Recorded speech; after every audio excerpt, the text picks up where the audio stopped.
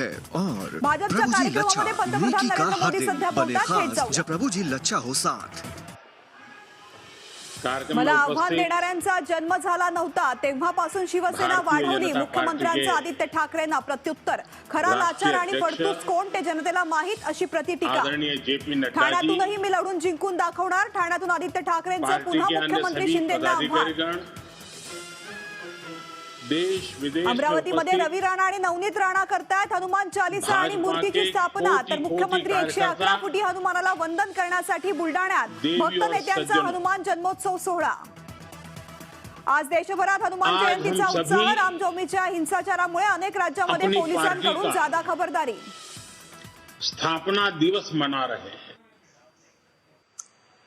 मां भारती की सेवा में समर्पित प्रत्येक भाजपा कार्यकर्ता को इस शुभ अवसर पर बहुत बहुत बधाई देता हूं.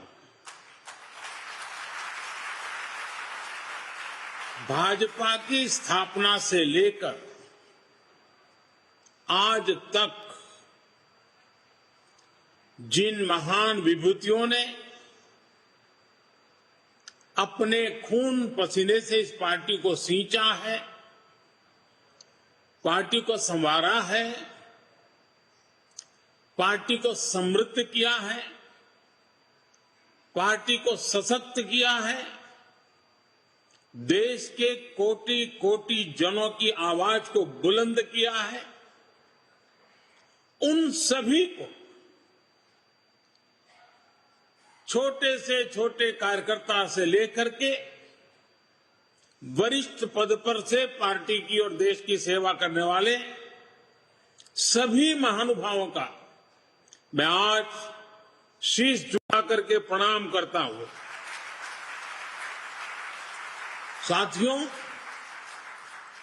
आज हम देश के कोने कोने में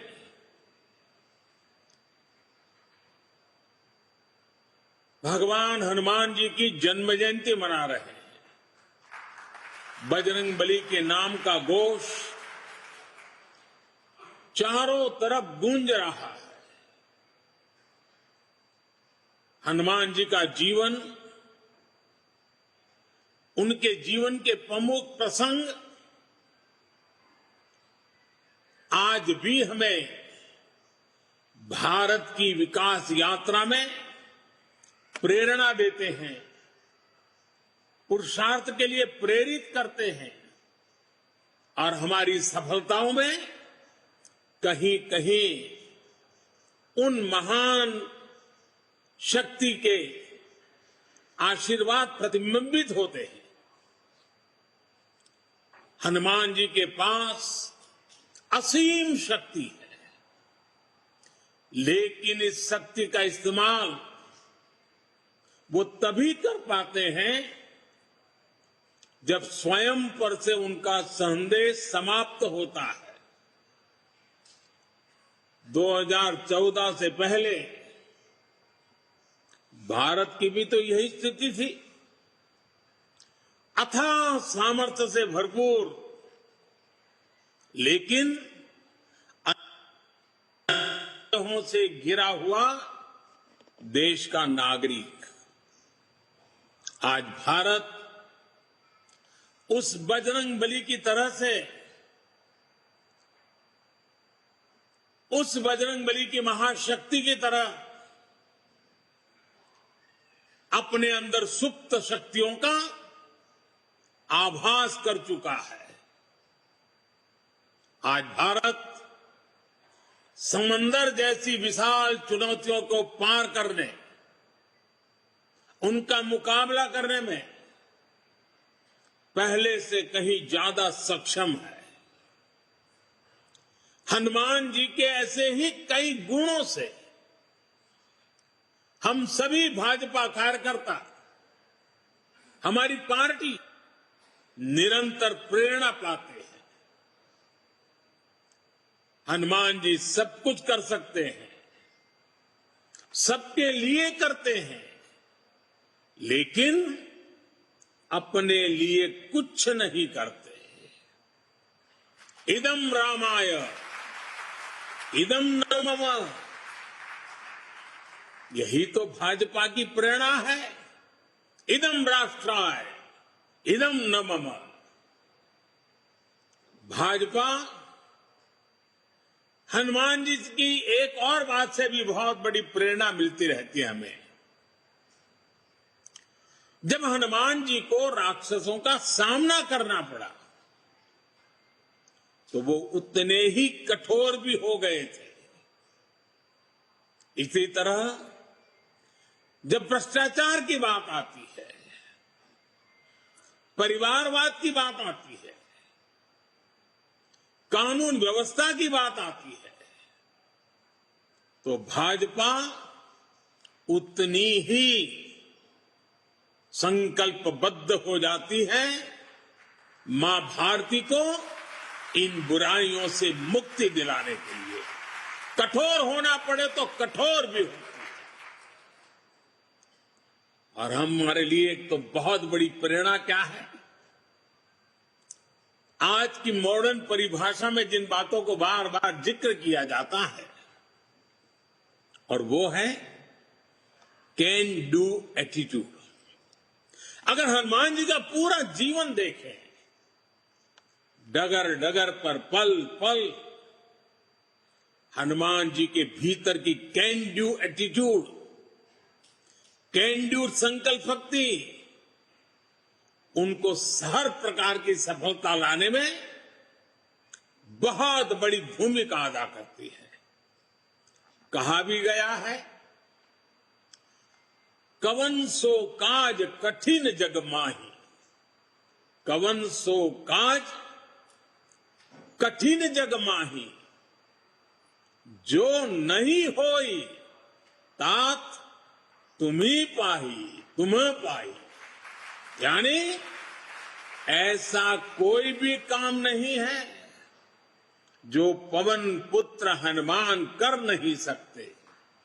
इसलिए जब लक्ष्मण जी पर संकट आया तो हनुमान जी संजीवनी बूटी के लिए पूरा पर्वत ही उठा करके ले आए। भाजपा भी इसी प्रेरणा से परिणाम लाने में, लोगों की समस्याओं का समाधान करने का प्रयास करती रही है, करते रहना है, करते रहेंगे। इसलिए साथियों, आज के पवित्र अवसर पर को स्मरण करना है, राम काज किने बिनु, राम काज किने बिनु, मोही कहां विश्राम। भाइयों और बहनों, भाजपा वो पार्टी है जिसके लिए राष्ट्र सदैव सर्वोपरि रहा है। एक भारत श्रेष्ठ भारत जिसकी आस्था का मूल मंत्र रहा है।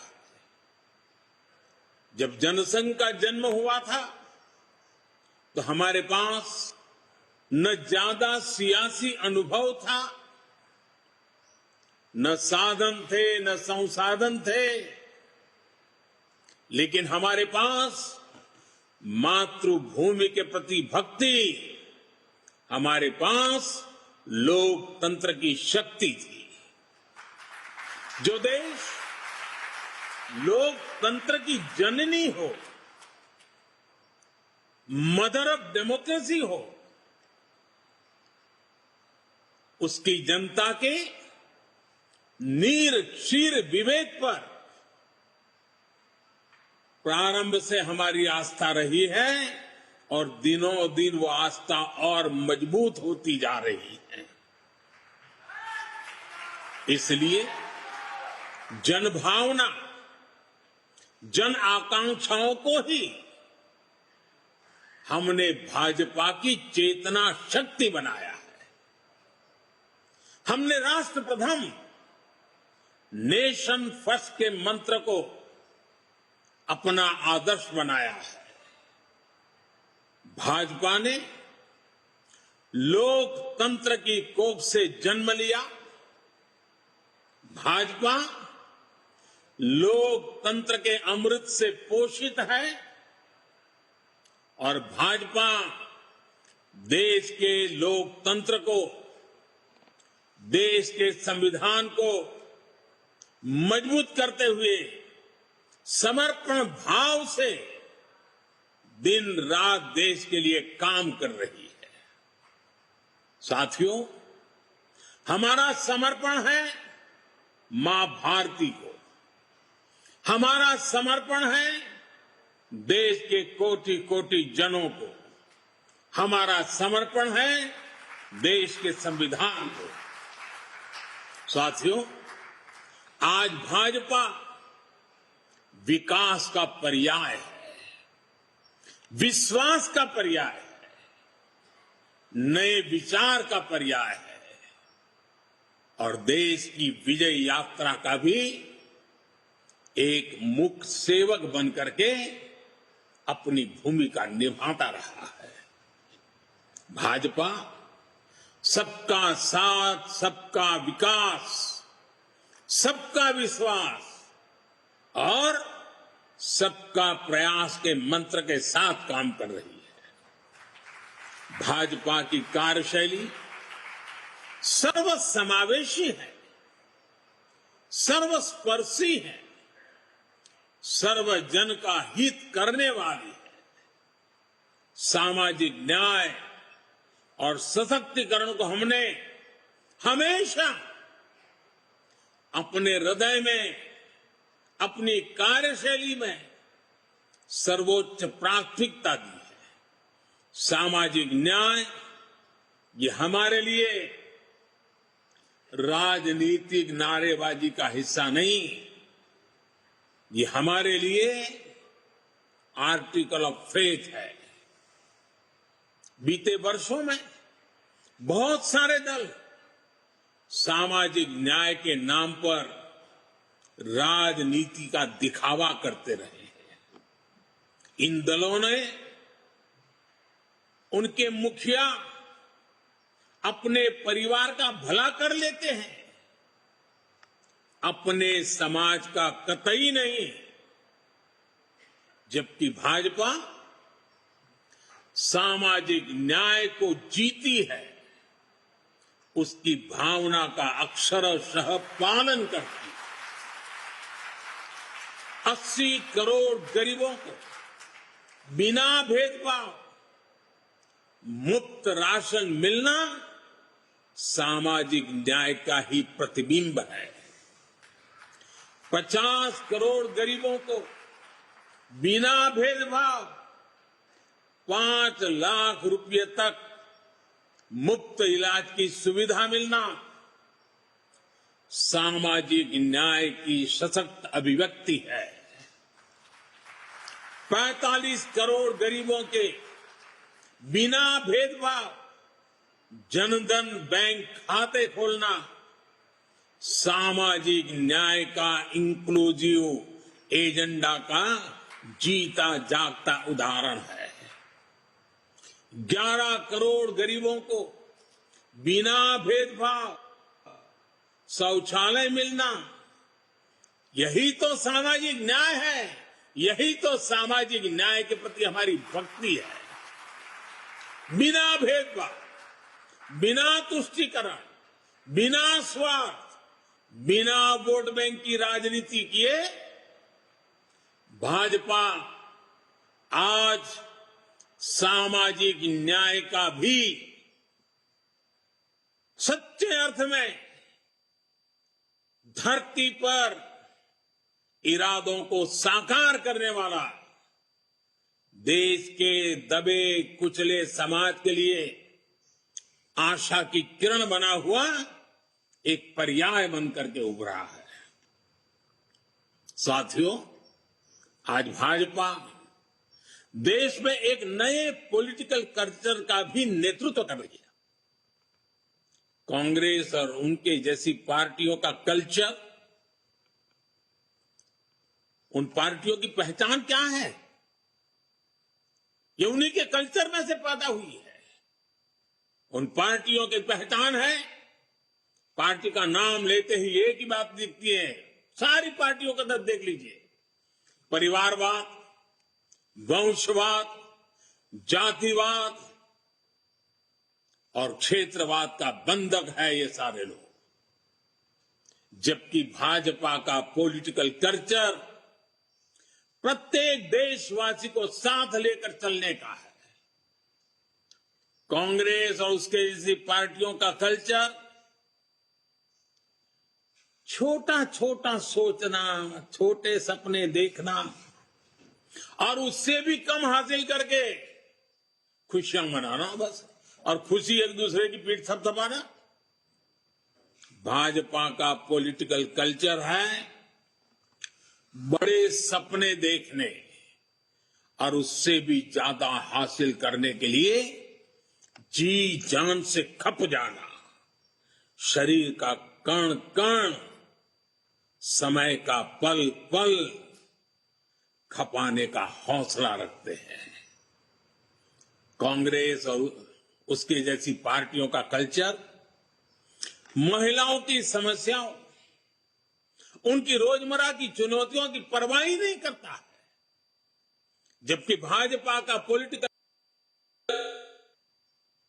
महिलाओं के जीवन को आसान बनाने, उनके सपनों को साकार करने को, निर्णय प्रक्रिया में उनको भागीदारी देने को प्राथमिकता देता है। इसलिए आज के युवा हो या फिर देश की माताएं, बहनें, बेटियां भाजपा के साथ हम पल पल अनुभव कर रहे हैं। हमारी माताओं बहनों के आशीर्वाद बढ़ते चले जा रहे हैं, जुड़ाव महसूस करती हैं, अपनापन महसूस करती है। इसलिए आज ये सभी भाजपा के साथ कंधे से कंधा मिलाकर चल रहे हैं। साथियों, आज स्थापना दिवस के इस शुभ अवसर के लिए अपने सपनों को, अपने संकल्पों को, मां भारती के सेवा के लिए समर्पित अपने हर कार्यकर्ता के जीवन को देखते हुए बहुत सी बातों को बार बार समझने की आवश्यकता होती है। 2014 में जो हुआ वो केवल सत्ता परिवर्तन नहीं था। 2014 में भारत के लोगों ने भारत के पुनर्जागरण की नई यात्रा का शंखनाद कर दिया है। 800 साल से ज्यादा की गुलामी से बाहर निकलकर एक राष्ट्र अब अपना खोया हुआ गौरव पाने के लिए फिर से उठ खड़ा हुआ है। और इस प्रक्रिया में दशकों से चली आ रही बुराइयां, चुनौतियां धीरे धीरे कमजोर पड़ती जा रही है। अब देश पंच प्राणों की शक्ति से आगे बढ़ रहा है। साथियों, सन 47 में अंग्रेज भले चले गए, लेकिन जनता को गुलाम रखने की मानसिकता यहीं पर कुछ लोगों के जहन में बो करके चले गए, यही छोड़ गए थे। इसलिए आजादी के बाद के वर्षों में देश में ऐसा वर्ग खूब फला फूला जो सत्ता को अपना जन्मजात हक समझता था। इन लोगों की बादशाही मानसिकता ने देश की जनता को हमेशा अपना गुलाम माना। 2014 में इस दबे कुचले शोषित वंचित वर्ग ने अपनी आवाज बुलंद की। बादशाही मानसिकता के लोग इस वर्ग की आवाज सुनने की तो बात छोड़ दीजिए, पल पल कुचलते रहते थे। इसलिए हमारी सरकार के पहले कार्यकाल में ही बादशाही मानसिकता वाले इन लोगों ने इन शोषितों, वंचितों, दलितों, पिछड़ों कोई मौका नहीं छोड़ा उनकी मजाक उड़ाने में। हर पल उनकी मजाक उड़ाते रहे। हमारी योजनाओं, हमारे कार्यक्रमों को निम्न स्तर का बताने की होड़ बढ़ाई गई। जब मैंने लाल किले से स्वच्छ भारत अभियान की चर्चा की, गांवों को, गरीब को, मेरी माताओं बहनों को इज्जत कर देना, शौचालय की सुविधा देने की बात जब मैंने की, तो यही लोग क्या क्या नहीं कहते थे। जब मैंने डिजिटल इंडिया की बात की तो इन्होंने अपनी ताकत, पूरी ताकत उसे खारिज करने में, देश के लोगों में भ्रम पैदा करने में, निराशा पैदा करने में पूरी शक्ति झोंक दी। ये तर्क दिए जाने वाले और ये कहने लगे देश में बड़ी आबादी अनपढ़ है, अनजान है, वो कैसे डिजिटल इंडिया का लाभ ले पाएगी। साथियों, जब हमारा मजाक उड़ाकर ये सफल नहीं हुए तो बादशाही मानसिकता वाले इन लोगों की नफरत और ज्यादा बढ़ गई। उन्होंने कभी सोचा नहीं था कि दशक से हिंसा से जूझ रहे जम्मू कश्मीर और नॉर्थ ईस्ट में शांति का सूरज उगेगा। इन्होंने कभी कल्पना भी नहीं की थी कि आर्टिकल 370 कभी इतिहास हो जाएगा। जो काम दशकों तक सरकार चलाने वाले नहीं कर सके, वो काम भाजपा सरकार कैसे कर रही है, ये इन्हें पच नहीं रहा है।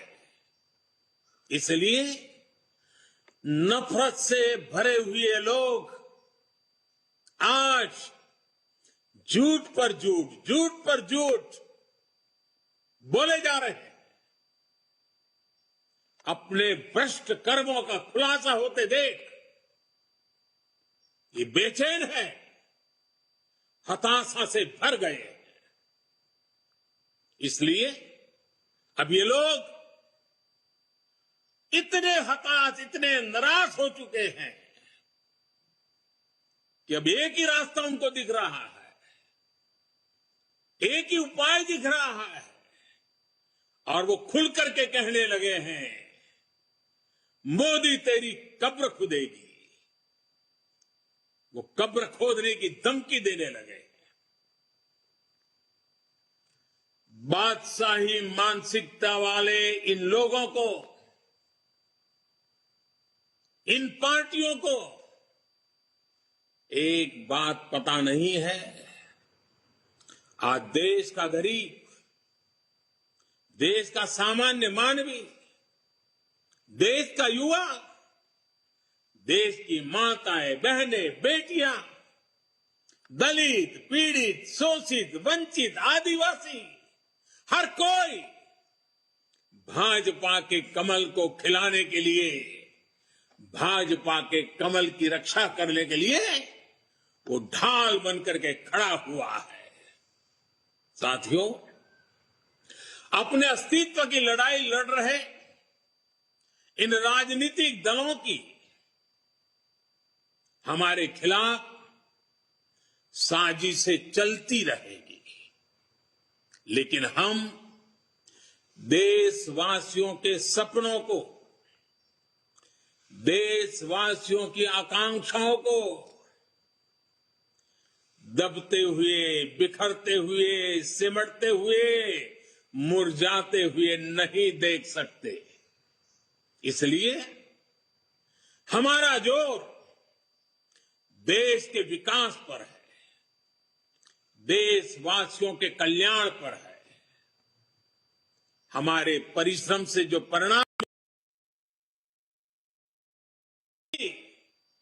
वो आंकड़े दे रहे हैं, जो पिछला वित्तीय वर्ष समाप्त होने पर बीते 15-20 दिनों में सामने आए हैं। और मैं सभी देश और दुनिया में भाजपा के कार्यकर्ताओं को हमेशा हिसाब देने की आदत रखता हूं। काम का ब्यौरा हर मौके पर देता रहता हूं। मैं आज सिर्फ 2-3 सप्ताह की ही झलक दिखा रहा हूं आपको, 15-20 दिन की। इतने छोटे से काल में हर भारतीय को गर्व हो। जीएसटी लागू होने के बाद से किसी एक वित्तीय वर्ष में 18 लाख करोड़ रुपए कलेक्शन का रिकॉर्ड बनाना अभूतपूर्व। इस दौरान देश के टैक्स पेयर ने भी 16 लाख करोड़ रुपए से अधिक टैक्स देकर नया रिकॉर्ड बनाया। मार्च महीने में ही यूपीआई से 14 लाख करोड़ रुपए के ट्रांजैक्शन का नया रिकॉर्ड बना। देश के इतिहास में पहली बार हमारा एक्सपोर्ट 750 अरब डॉलर के पार पहुंचा। देश में कोयला उत्पादन में पुराने सारे रिकॉर्ड तोड़ दिए। देश में स्टील उत्पादन में भी पुराने सारे रिकॉर्ड टूट गए। पहली बार 16,000 करोड़ रुपए का डिफेंस एक्सपोर्ट हुआ। एचएएल ने रिकॉर्ड रेवेन्यू जनरेट किया। मोबाइल फोन प्रोडक्शन और मोबाइल एक्सपोर्ट में भी नया रिकॉर्ड बना। एक साल में 6,500 किलोमीटर रेल ट्रैक का इलेक्ट्रिफिकेशन करने का रिकॉर्ड भी कुछ ही दिन पहले सामने आया। रेलवे ने 1,500 मैट्रिक टन से अधिक फ्रेट लोडिंग का रिकॉर्ड भी इसी दौरान बनाया। देश के बड़े पोर्ट्स ने एक साल में करीब 800 million metric tonne cargo handle करने का नया रिकॉर्ड बनाया। लगातार बन रहे विकास के ये रिकॉर्ड दिखाते हैं कि देश कितनी तेजी से आगे बढ़ रहा है। मैं एक सांस में जितना बोल पाया बोल दिया। साथियों, आज हम सबका सौभाग्य है कि आज एक राजनीतिक कार्यकर्ता के रूप में हमें आजादी के अमृत काल में देश की सेवा का अवसर मिल रहा है। हमें भविष्य के भारत का निर्माण भी करना है और मेरे सब कार्यकर्ताओं को, भाजपा के हर सिपाही को हर स्तर पर उसका नेतृत्व भी करना है। हमारे प्रयास में अगले 25 वर्षों का विजन शामिल होना चाहिए। हमारे हर कार्य में वो ऊर्जा होनी चाहिए जो आने वाले दशकों तक देश की दिशा और दशा, हमारे सपनों को मजबूत करने वाली मां भारती के कोटि कोटि जनों की आजादी से अब तक के संजोए हुए सारे सपनों को सिद्ध करने वाली होनी चाहिए। साथियों, आज के इस समय में दुनिया तेजी से बदल रही है। हमें भविष्य के हिसाब से भी अपनी पार्टी को निरंतर विकास करने की, विकसित करने की, सामर्थ्य बढ़ाने की कोशिश कभी भी रुकने नहीं देना है। हम पहले भी करते आए हैं, आगे अब जरा और गति से करना होगा। 6-7 वर्ष बाद मैं सभी कार्यकर्ताओं से आग्रह करता हूं, 6-7 वर्ष बाद भारतीय जनता पार्टी के 50 वर्ष पूरे होंगे। जब भाजपा के 50 वर्ष पूरे हो, उस समय पार्टी का व्याप कितना होगा, स्वरूप कैसा होगा, हमारे लक्ष्य क्या होंगे, ये हमें अभी से तय करना होगा। हमें नए आइडियाज को, नए इनोवेशंस को अपनाना होगा। पार्टी में उन्हें एक प्रकार से हमारा जीवन का, कल्चर का हिस्सा के रूप में ऐसे जोड़ना होगा, उसे बढ़ाना होगा। जैसे मेरा एक सुझाव है कि हम पार्टी में टेक्नोलॉजी को हर स्तर पर आगे लेकर आए। हम विभिन्न स्तरों पर टेक्नोलॉजी सेल्स बना सकते हैं। हम युवाओं की ऐसी टीम बना सकते हैं जो आधुनिक टेक्नोलॉजी को मॉनिटर करे, उसे जनता तक पहुंचा के लिए कैसे इस्तेमाल कर सकते हैं। हम एक्सपर्ट से सुझाव लें, हम सेमिनार करें, एक्सपर्ट्स को लेकर बुला करके बदलते हुए विश्व को समझने की कोशिश करें। सोशल मीडिया में भी हमें नए तौर तरीकों के बारे में सोचना होगा। आजकल रील्स, यूट्यूब, ट्विटर, फेसबुक और इंस्टाग्राम के जमाने में ज्यादा से ज्यादा युवाओं में, इस युवा पीढ़ी में प्रोफेशनल से जुड़ने के लिए हमें राजनीति के नए आयामों को विकसित करना ही है। कम्युनिकेशन और इंफॉर्मेशन भाजपा के निरंतर विस्तार में बहुत बड़ी भूमिका निभाने वाले हैं। इसके लिए हमें अपने कार्यकर्ताओं की ट्रेनिंग, पंचायत से लेकर पार्लियामेंट तक चुने हुए प्रतिनिधियों की ट्रेनिंग के नए प्लेटफॉर्म बनाने होंगे। साथियों, संगठन शक्ति, कार्यकर्ताओं की एकजुटता, ये भाजपा की प्राण शक्ति है, हमारा प्राणवायु है। इसे निरंतर ऊर्जा देते रहना भी हम सभी का कर्तव्य है। हमें अपने विस्तार के लिए, दूसरों से सीखने के लिए देश के भीतर और बाहर हर तरफ दृष्टि रखनी होगी। हमें विश्व की दूसरी लोकतांत्रिक पार्टियों के साथ भी समन्वय और संवाद बढ़ाने के बारे में काम करना चाहिए। मेरा आग्रह है, हमारे यूथ विंग्स, महिला विंग्स दूसरे देशों की उन पार्टियों के इन विंग्स और कार्यकर्ताओं से जुड़े, अपने अनुभव साझा करें और उनसे सीखें। हमारे सांसदों को भी संवाद, उनके प्रेशर बहुत रहता है, मैं जानता हूं। एक सांसद को इतने प्रकार के काम रहते हैं, लेकिन सांसद के पास जानकारियों के स्रोत भी बहुत रहते हैं। वो कार्यकर्ताओं को बहुत अच्छी तरह गाइड कर सकते हैं। कार्यकर्ताओं की क्षमता बढ़ाने में वो बहुत बड़ी भूमिका अदा कर सकते हैं, हमारे जनप्रतिनिधि, क्योंकि उनको काफी जानकारियों के लिए अवसर मिलता है। उनका लाभ जितना ज्यादा हमें मिले, पार्टी को मिले, हमें कोशिश करनी चाहिए। हम पार्टी में अलग अलग मोर्चों के माध्यम से समाज के अलग अलग वर्गों के लिए संघर्ष करते रहे।